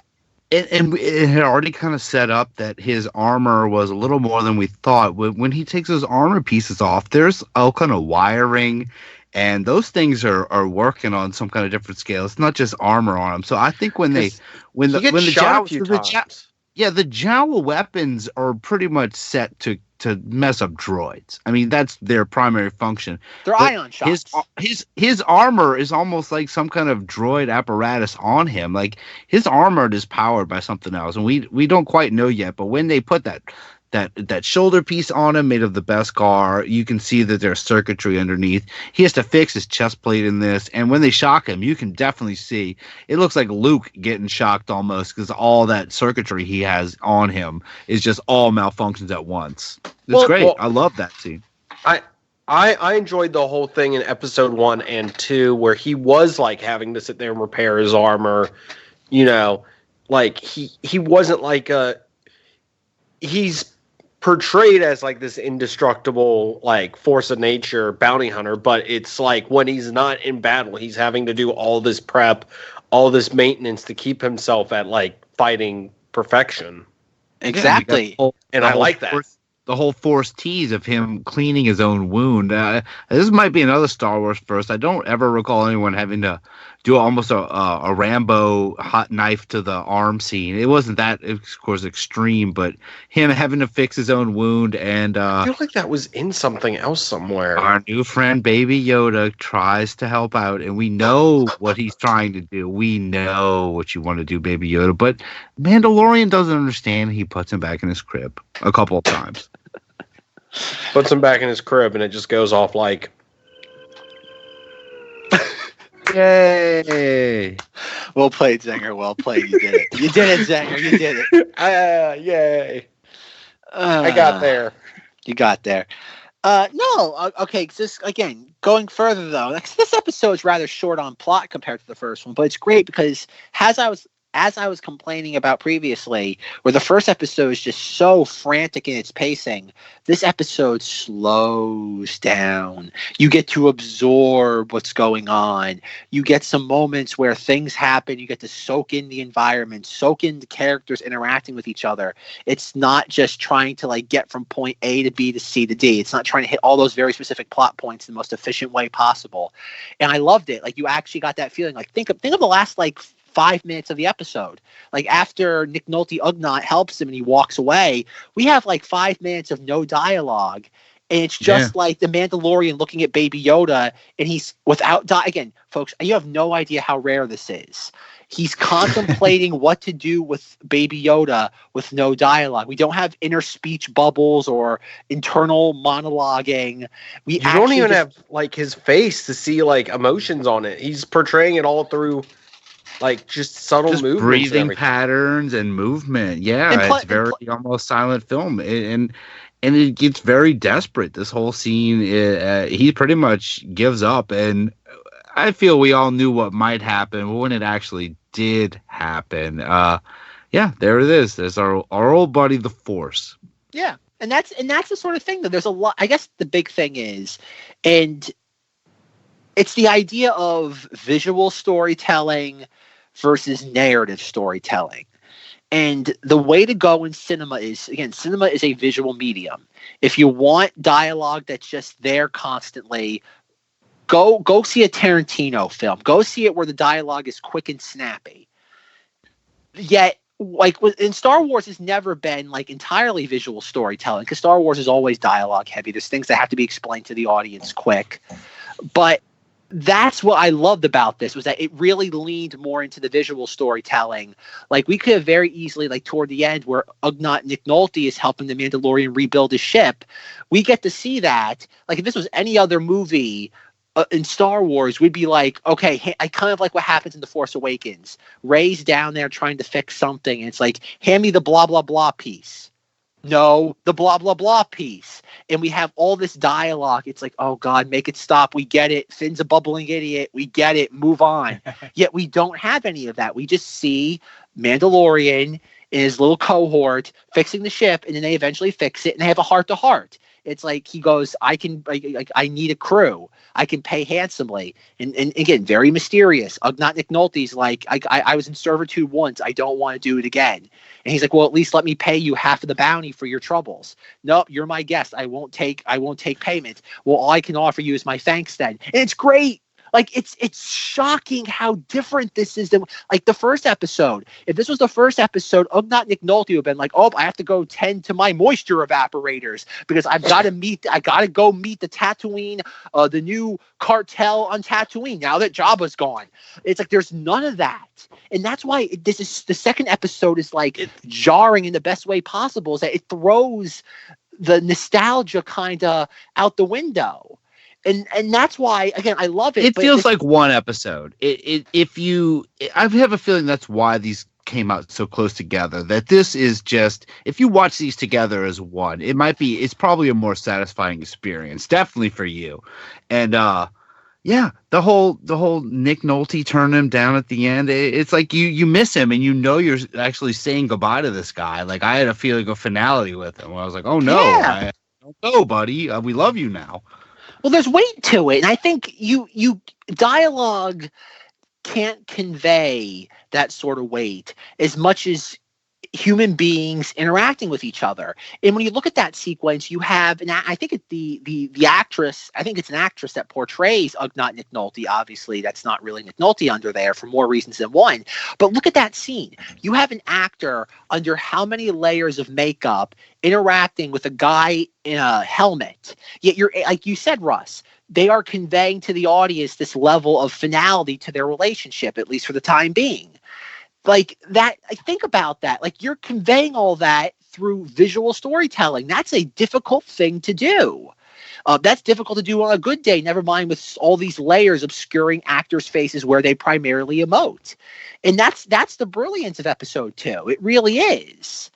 And I really hope... it had things like a ship fixing montage almost, and it slowed down and took like it sewed it all up. It felt like this was a single maybe that's how the show's going to be, where we know it's 8 episodes. Maybe every 2 episodes is like a little mini arc, and we're moving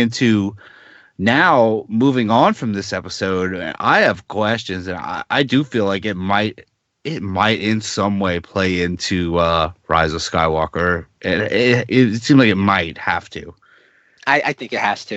I think the fact that the last episode airs after Rise of Skywalker, they got to tie it in. They have to even if it's not directly. I think someone was making the joke on social media of like, wouldn't it be great if the last scene in The Mandalorian is the Mandalorian dropping off Baby Yoda at Luke's Jedi Academy the night Kylo Ren goes on his massacre. Oh, Jesus. It's like something like that, like really tied, like it hits you over the head with like tying it in. And it's I'm thinking more if we are gonna, because this is where my head went up to the second one. It kind of reminded me of episode 1 that, oh wait, they are Imperials who want this cute creature, but they know that this thing has extended life capabilities and extended force capabilities. What does this tie into healing their emperor? That this is somehow that this is that key that we're missing, that we're all going, how has the emperor come back? How is that possible? If they have him somehow alive and they take something from this creature and give it to him, Yoda into him. And let him eat the Baby Yoda like that frog. Oh, no. I got it. Okay. You ready for a deep cut reference? Okay. Do it. So they have of course Monster Mash, but controlling him in the center of him, much like Krang from Teenage Mutant Ninja Turtles. Yes, I mentioned Krang, is Baby Yoda. He has to control. Well, okay. Okay, I know everyone's shocked that I brought up Krang, so let that sink in. All right, we'll let that sink in. I'll make my point, and it'll be really sunk in entirely. But I think Russ has a point, though, with Baby Yoda, in the fact that I hadn't even thought of the fact of the fact that they explicitly say the long lifespan. That's a point I hadn't thought of. And you tie that into the whole thing with cloning and all that, and you can even, I know that this is retroactive extrapolation, but even look back to what happens during Revenge of the Sith. Yoda and Palpatine are fighting in the Senate chambers, and the Red clone troopers are like, "There's no trace of him, my lord." And they go, and Palpatine goes, "Double your search." What if Palpatine wanted to take Yoda alive the entire time? What if he wasn't trying to kill Yoda, and this was always part of Palpatine's... Again, Palpatine was always scheming. I think they've made that very loud and clear. Palpatine was always playing a long-term game, regardless of what the short-term was. And you tie that in, and I know this is my fault, folks. This isn't anybody else's. But a couple of months ago, I really wanted to do an entire episode on the Aftermath Empire's End Chapter 35. And I know I've hinted that a few times in the last few months. But in that Chapter 35, and I'm honest to God, I would love to insert the entire chapter into an episode. Because because Russ listened to it. That chapter, it hits you across the head once you know that Palpatine's coming back, that Palpatine was not dead. It hits you so far, like it hits you upside the head so hard. Palpatine's not dead. And considering that book was published in February of 2017, and I know all the not much Star Wars people say it, they only brought Palpatine back because they ran out of ideas because Ruin Johnson ruined Snoke. No, they've been planning Palpatine coming back forever. I think that probably was part of the initial outline by JJ or Michael Arndt. That's been there since day one. And I think I agree. Hearing that chapter, it is on the nose. It's been planned out for a long time, since Force Awakens, it seems. And who's to say that? Think about it. You have the Imperial Remnant with Werner Herzog. You have the scientist that's part of the cloning group. They don't have to have Baby Yoda in his entirety, in the sense of they don't need to have him like in a lab strapped up to a chair, like siphoning his blood out. Because if you make a very specific observation, Werner Herzog says, we need the bounty alive or dead. The scientist freaks out and he goes, "I'm being practical." But if all they need is the infant's blood, they don't need the baby to be alive for that. All they need is a DNA sample. And IG-11 even said we're supposed to bring him in dead. Like, we can bring him in dead. Yep. And then that's what causes that whole issue to spark between the two of them, is that Mando's like, no, I'm not doing this. Well, I feel like whoever sent IG-11, and we're going to get ahead of ourselves so we know a little bit about this show going in, because it has been pushed that Giancarlo Esposito is supposed to also be some kind of Imperial holdout leader. Yeah. Yep. I think IG-11 has something to do with him. I think whatever his faction is not the same as Werner Herzog's faction, and there are battling Imperial factions over a Baby Yoda, whether they want it dead or alive. I think that's what's going to be the next 2 episodes. I think we're going to see Giancarlo in the next episode, and I don't think the things are going to go well going back with the baby. Well, the plot of this whole show now is going to be Mando, because now that Baby Yoda saved Mando's life, because we get a very, and again, this goes back to your Kurosawa cinema, is that in the second episode, Mando's fighting the Not Reek, and he gets beat to hell. And the Mudhorn. Oh, is that what it's called? Sure. Mudhorn, I believe. Sure. Okay. I like how everybody's response is. Oh, is it? Okay. I just like how everyone's knee-jerk reaction is sure. It's like, it's fine. It doesn't matter. If it moves this conversation along. Sure, as long as you get from point A to point B as fast as possible. No, but like we get that sequence that after the Mandalorian's been beat to hell a few times by this thing, after it's trampled him, it's rammed him, that he's sitting there, pulls out his knife, and he's in a very defeated pose. Like he's holding his knife out in front of him, kind of realizing that this is, again, I cannot move. I don't have the energy to dodge and evade this thing anymore. So my only last resort is literally having a knife at my chest. And if this thing charges me, I might get lucky and hit a very specific organ. And because again, the Mandalorian's kind of assuming this is his last act in life. And it's not until that moment that Baby Yoda realizes this. And like you guys have already said, the Force gets involved. And Baby Yoda saves him. So now as weird as this is to say, the Mandalorian owes Baby Yoda a life debt. And there's the plot of your show. That is the next 6 episodes, folks. There you go. And that's what he doesn't understand that it's the Force, does he? They say, yeah, because he says, because even Nick Nolte says, like, what happened? And Mandalorian goes, I have no idea. Yeah, he's like, so he's evidently, I love that little interaction because it implies that he kind of hurriedly told him the story. And he's like, wait, can you want to tell me what happened again? He's like, well, I don't know. Whatever I told you, it doesn't make sense to me. I feel like he's going to go back. He has to talk to his own people. Maybe Baby Yoda has to become part of his people. Like, this is going to set off some conflict. Can I get Baby Yoda in a Mandalorian armor? Like, kind of Mandalorian? They do say, what was doesn't the armor forger person say something like this piece of Beskar armor or steel will help a bunch of foundlings? Yeah. Yeah, so I think whatever. Possible. Yeah, whatever the runoff is of just him getting that pure piece, whatever residuals I think they used to make the a lot of Mandalore, a lot of that lore in those packed in that first one. Also, kind of cheating here. I know from like watching the trailer and stuff, there is stuff later where you see the chest plate with that nice silver look to it. So obviously he's gonna get some more. And okay, so I just got a question because this show has the baby up. Oh, he has to give him up. Oh no. I mean, there might.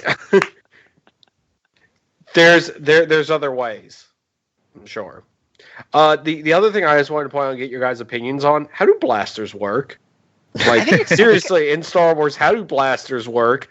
Because IG-11 gets hit like 5 or 6 times and just barely gets nothing. Mando gets shot 4 times, I think, in the series so far.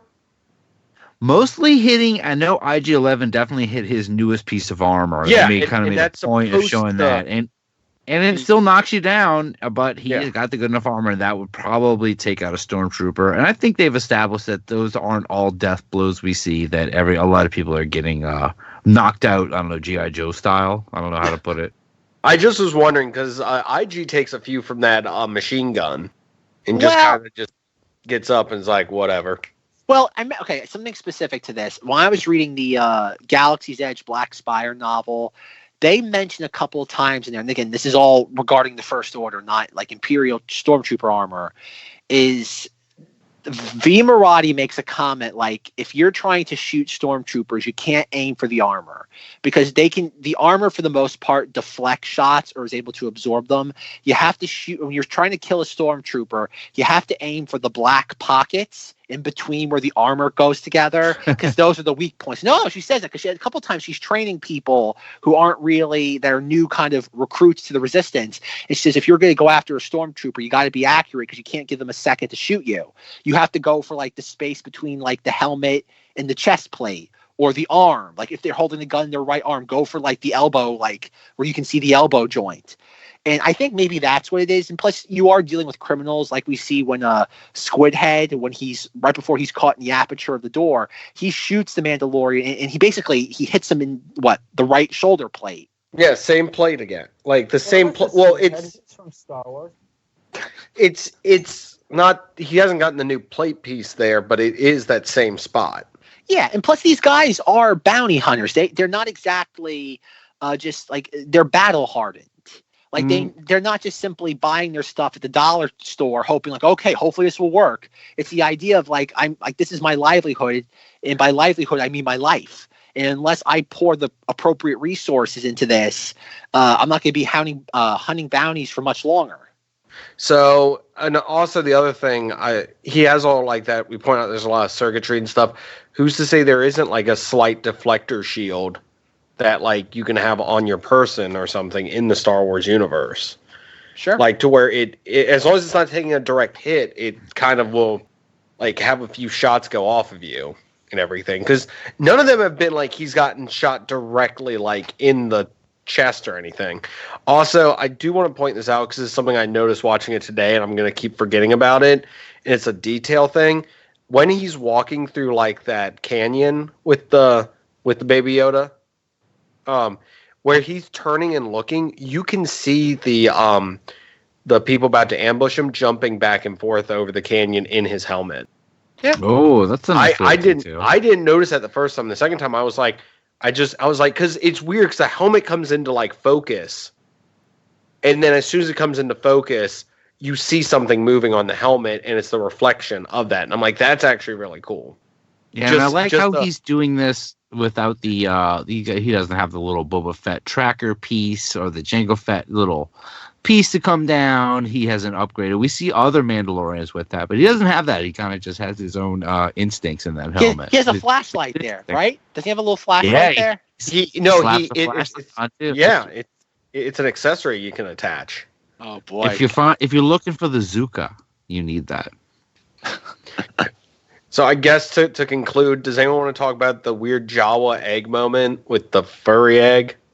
Sure, the Zuka. I love that the whole mission of that was for them to just get this egg, and I know just like you guys, I didn't know what was going to happen when they had the egg. Whether are they going to keep it? Are they going to sell this? Is something going to hatch? But no, they just cut it open and just be the disgusting Jawas that even C-3PO warned us about. Disgusting creatures, and they just do the most disgusting thing you've probably ever seen since Borgullet. They're just gross, and that it plays perfectly into what we've always thought about Jawas. I can't abide these creatures. I want at Star Wars Galaxy's Edge the Jawa Cadbury egg. Oh my God! Yes. You get it. They bring it to the table. Like one of the cast members has to come over with like a machete and slice the top of it off for you. Slice the top of it off, and then you like pull and eat like the cream goo out with your bare hands. Was everyone sit at the table and go, "Ootili"? Exactly. You don't get any unless you do that. Maybe at the end of Rise of Skywalker, someone will do it with a lightsaber, and that'll be the final thing.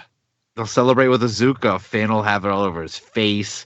Paul Dunk will do like a Zuka stand. It'll be fun. It's like the Ewok celebration. Gross. Okay, one thing I don't think anyone likes Zuka stand. I apologize for that, and I will be quiet.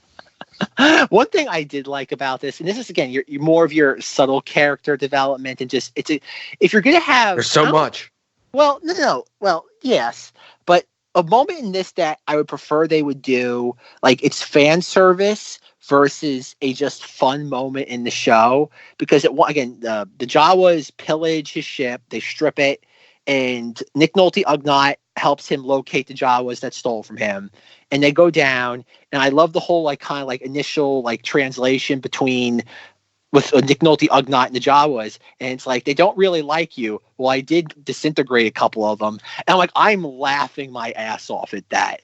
And then eventually, like Nick Nolte Ugnaught calms the Jawas down. He brings the Mandalorian over, and then like while that's happening, the Jawas are checking out like the little like the little like cart behind. Well, yes, the cart with the Yoda baby, and he sees me. He's like, "Get away from there!" Like I love that. It's like this again. It's character development, and then the Jawas say they're bartering.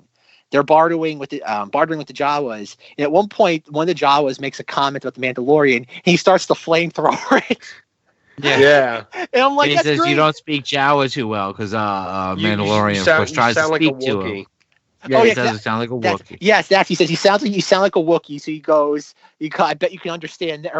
He starts to flamethrower them, and then like Nick Nolte Ugnaught calms them down. It's like like Mandalorian turns around, and goes, they sure understood that, didn't they? And it's great. It's great. Like that's because. Well, no, that's great character development. Go ahead and finish. I got something for it. But that's the thing. What we need in Star Wars, because. If this was if that sequence happened in the first episode, it would have been, oh God, something Boba Fett. Like it would have been something that's nostalgia driven. And it's like, again, the flamethrower, if anything, is more Attack of the Clones oriented, but at that moment I wasn't thinking about Attack of the Clones. You're in the middle of a scene, you're locked into the universe in that very specific moment, and you have the quick like witty banter between the characters, and the moment happens before you even have a chance to even predict it. And that's what we should want in Star Wars in general. Star Wars should be moving so quickly in the sense of like when it is dialogue, that something spontaneous happens that feels natural, that's not rooted in the past. That's kind of what we should be that's what they should be trending towards, not this nostalgia crap. And the fact it was a long play to even get there because he tried to use it on the Blurg when he first got there. The Blurg bit his arm, broke the thing, and when Baby Yoda's trying to heal him, that's what he's fixing is that thing. So it actually paid off a long thing to be doing. Like, oh, he can fix his own stuff. He's not that incompetent, and he's not, because you see him fail a lot, but he can still bring himself back up. And he fixed his own flamethrower on the fly while carrying a Yoda baby. It was impressive. Yeah, exactly. It's what I want, folks. It's not what I want. It's what we all need. Well, no, the thing I like is I feel like there is a lot of great character development and lore development. Sorry, Mandalore development. In the fact of there's the mention of weapons are my religion. Thing that's pointed out. Great American meme. All you non-Americans, we all yes, you're right. Our weapons are our religion. We get it. So there was that alluded to in there. I don't. There's something going on. We're going to find out a lot about Mandalorian. I'm trying not to do the joke, but it's just such a. It's like I trip over it. It's so low hanging of a fruit. Because we got like his flashbacks are gonna, I guess, eventually be explained. The whole like lore of them getting the Beskar steel and everything, and also him like getting kind of taking it personally when he gets called out on not being able to ride the creatures. Which, by the way, the creature design for those and them riding those was such a great scene. Yeah, it was very Harryhausen. It was very stop motion looking. I enjoyed it a lot, even though I believe I think these creatures are in one of the Ewok movies, but I'm pretty sure they're also in either Rebels or the Clone Wars. I'm pretty sure it's Ewok. I'm pretty sure it's the Ewok Adventures thing, Russ. I take it back. I take everything I said back. I also think they're in one of the animated things too, which we're like, all right, come on. We've seen if we're watching Sindel ride these things, come on, dude. She didn't ride them; they were enemies. Okay, go on. I'm sorry. No, I think I really don't have much to say about the Mandalorian. Like in the sense of like discussing the first two episodes. I think we've kind of touched upon all the major beats, unless there's something you guys want to bring up. I'm excited for episode 3. I'm excited to hopefully discuss this more later. I mean, Zack's always sitting there in constant fear of a Star Wars drought coming to us, and I'm like, if this is what the future holds for Star Wars, if we don't have movies, I am very okay and on board with whatever happens. Yeah, I will say the people in my life, I've my kids and friends and nephews, everybody that I just speak to on a regular basis are all very excited for episode 3. And hey, that's a good thing, man. Bring people back in the Star Wars fold. Just start making more good stuff like this. It's a good time. Also, I want to point out that before we record, I rewatched episode 2 of this, and Liara was sitting there with me, and she was supposed to go upstairs. And when Ellie yelled down for her to come up, she goes, "I'm watching Star Wars." So there you go. I'm watching Baby Yoda, and I love it. that's what she was tuning in for, was Baby Yoda. But you know what? I'll take it. Christmas is coming. Hey, Zach. All this stuff to answer. You think, Zach? I know you love your marketing, buddy. You think they're gonna have Baby Yoda out in time for to be in everyone's stocking? Just say yes. I don't know. Like that's the timing. All we've seen is that we've seen that fake pop on the Facebook group. You proved it. You debunked it. That wasn't real. That wasn't me. That wasn't me. Oh, somebody debunked it. Yeah, I saw it immediately. And people were like, "Is this real? Because take my money. Take it all. I will die for Baby Yoda." I think there's gonna be something. They can move fast enough, I think. My thing with Baby Yoda is that I like to imagine is that George Lucas was given a complimentary like screener of The Mandalorian, like I don't know, sometime in advance, whether it be a day, week, month, who knows.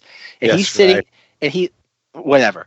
And he's sitting in his screening room with like his like 100-inch like state of the art like 16K television that like tells you like the winning lotto numbers a couple of weeks in advance. And he's watching The Mandalorian. Chronovision. Exactly. And he's watching it. And he gets to the point with Baby Yoda, pauses it, turns the TV off, like takes his shoe off and throws it at the TV because that was the greatest merchandise idea possibly in the history of the franchise of Star Wars. Better than Ewoks, better than all the nonsense that came with like the prequels. Baby Yoda is going to sell more merchandise than possibly any other single piece of like character merch in the thing. That's just it's literally a license to print money. And I hope whatever executive at Lucasfilm came up with that got like the raise to end all raises because of it. Yeah, talk about being spot on, and we thought we were getting the grittiest, hardest edge, most crazy Star Wars ever, and we love it. And then we see the absolute Ewoks go away, Porgs is over, Crystal Foxes, it was never happening. You got Baby Yoda. Baby Yoda is just so much more, and everyone, great play. I mean, it's astounding. It seems like it was almost there in front of our face the entire time, and someone pulled it out in a great fashion. So it's kind of shocking it took them this long to do something like that specifically. So what you're saying is I should take all these porgs that are staring at me on my desk and just throw them out. That's exactly what I heard. Baby Yodas. When Baby Yoda eats a porg in episode 5, I'm just gonna go, oh, Baby Yoda, oh. Yeah, we even saw him do a prequel-y thing of eat a frog. That was very prequel-y. At least he doesn't fart or burp.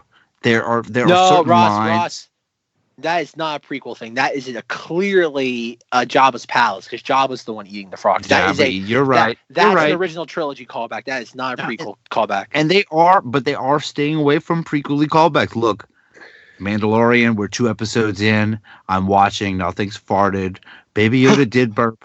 I'll give him a pass. He did burp, but he's a baby after all. Yes, and Mandalorian should have been burping him. And let's hope we see some of that in episode 3. Oh my God, folks! Oh my God, where were we? Okay, so I guess we're wrapping up this conversation now. I have a couple of this question. I actually have questions about, I guess, the Mandalorian, covering it going forward, because again, we get a new episode every week until the end of December. But so far, our calendar is completely booked up with non-Mandalorian related topics. So my question to both Zenger and Rus, as well as the Knights of Vader audience, is do you want us to wait until the show has completed to do another recap? Or I'm sorry, to do an episode like this where we discuss everything? Or do you want us to do 2 episodes at a time until eventually we run out? Or we do a really brief synopsis in the other episodes? Just I'm asking you and I'm asking the audience.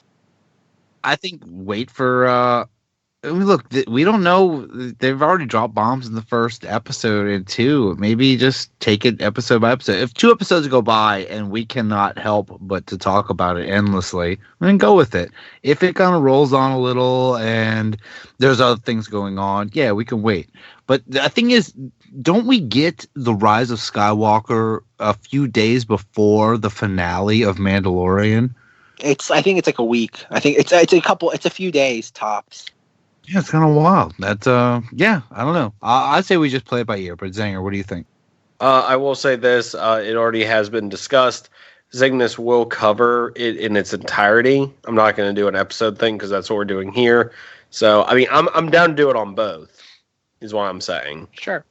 The only problem though about playing it like loose and fast, is the entire month of December is booked up with topics. Like there are more topics to be discussed in December than there are Thursdays. So it would eventually, again, I'm not extra episode. Yeah, but yeah, that's extra work for Zack to edit. But I'd be willing to do that if the audience wants us to discuss like 2 episodes at a time, which would mean at least 3 more Mandalorian-oriented episodes. If the audience wants that, I will gladly put in the extra man hours. But at the same time, though, I don't want to just release content for it to kind of just sit there. I like this reaching out to the audience. This is like the Mandalorian reaching out to Baby Yoda and touching his fingers. But speaking of the Knights of Vader audience, and specifically the Facebook group, I'd like to thank everybody for... I kind of had a trial run by being very hands-off because for the last few months, I've been trying to figure out how I'm going to handle people discussing The Rise of Skywalker in the Facebook group, because I know the moment that movie comes out, everybody and their brother in the group's going to want to just talk about everything that happens in it. And at the same time, I don't want to drive away people who haven't seen the film yet. So I kind of had a plan for The Mandalorian in that we're going to have spoiler threads or posts where I will make a post that says, like, this is the Mandalorian season 1 episode 3 spoiler thread. Keep all spoilers to this episode here because we don't want to infringe upon anybody else's. Again, people aren't, not everybody can just sit down like the moment these episodes go live at like 3 a.m. and be like num num num num num num num, we're going to consume them. People do have lives. So I like to thank everybody in the group was respectful. Nobody spoiled anything for anybody. So I like to thank the audience. And that kind of gives me a nice idea of how I'm going to handle it when it comes to The Rise of Skywalker in a month. It was nice that you did that thread because I think you would put up the episode 2 one up pretty early. And man, I gotta admit that I never do this. I watched episode 2 on my phone at work that morning or that afternoon because I didn't want to get. I already saw episode 1. I was like, I don't want to get spoiled. I need to see what happens. And I hate watching stuff on my phone, but I sucked it up and watched the first one there and watched it on a nice TV later. Yeah, that's what it is, though. A lot of people do want to sit there getting on the ground floor, but just time doesn't allow it. It's like as much as you'd like to be up at 3 a.m., which is when these episodes go live, it's not doable for most people. No, and it's not. That's why I was like, let me just get in. I'll watch on this bad thing just to get the content and enjoy it later because it was weird. All those sandcrawler scenes were so well done. That whole great little action scene. It's one of those shows that you talk to somebody, you're like, yeah, it's all action. And you go, no, well, actually, there was 2 action parts in the first one and 2 in the second one. Even though the second one was a lot slower, but yeah, very memorable. Great stuff going on. Yeah. So it'll be fun, folks. It'll be fun to see what happens. So with that being said, anything else about Mandalorian episodes 1 and 2? Not at the moment. No, all right. You all good, Mando Rus? This is your titular show. Oh, so good. Can't wait. Check out, if he doesn't do it, we'll just spin off the old Mando cast ourselves. Oh, boy. All right. So concludes this episode of the Knights of Vader, a Star Wars podcast. Check out our Facebook group. Type in Knights of Vader in the Facebook, and you will see us there waiting for you. Find us on Instagram at KOV Podcast. Email the show, kovpodcast@gmail.com. If you like what you hear, please rate, review, subscribe to us on iTunes or whatever podcasting platform you're currently listening to us on. Thank you to An Inspiriority Complex for providing our theme song. Check out the show notes to hear more from them. Knights of Vader t-shirts. If you're interested, go to knightsofvader.podbean.com or check out the show notes to find the link to order yourself your own Knights of Vader shirt, which I'd like to thank everybody who's ordered one so far. It's absolutely delightful. And remember, keep in mind to create a little bit of a scarcity demand. T-shirts are only $20, but starting in the new year, they will go up to $22 a piece. So get one for a family member, for yourself, for Christmas, for the holidays, or just in time for the Rise of Skywalker. You decide. For questions, comments, concerns, or snide remarks, contact me, Zack, on Twitter, at Cinemoddities. And you can also hear me on the Cinemoddities podcast, where we'll be discussing Dragon Blade. Yes, it is a Chinese film, one of the first foreign blockbusters we've ever discussed, starring Jackie Chan. Some of John Cusack's nicest work. Go on. You've seen that? Oh yeah, okay. Did you see that movie, Russ, or did you listen to the episode already?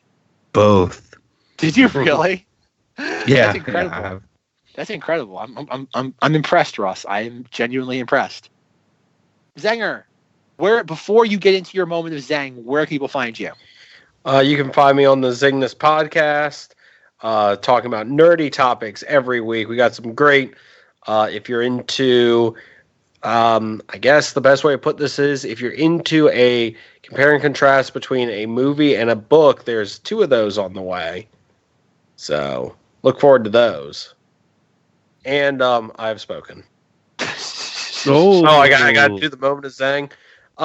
Also, Zach, I did have the ending to it spoiled for me because thank you, YouTube, for immediately posting the image was of the final person. But the reason his lightsaber is so long is because it's his master's double-bladed lightsaber. He is also a larger being, so that's the other reason it's a little bit bigger too. Oh, okay. How about It's a that? double-bladed lightsaber that gets the bottom half of it blown apart.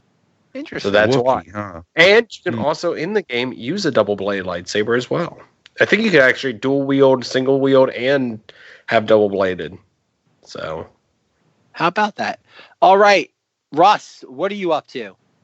You can always find me at the Unbelievers Podcast. New episodes coming out. We just hit 1 year of doing shows, and new episodes coming out next Wednesday. Unbelievers Podcast, paranormal comedy podcast. Check it out. 2. yeah. Cool beans. All righty, folks. Good night, but not goodbye. And as always, Remember Alderaan!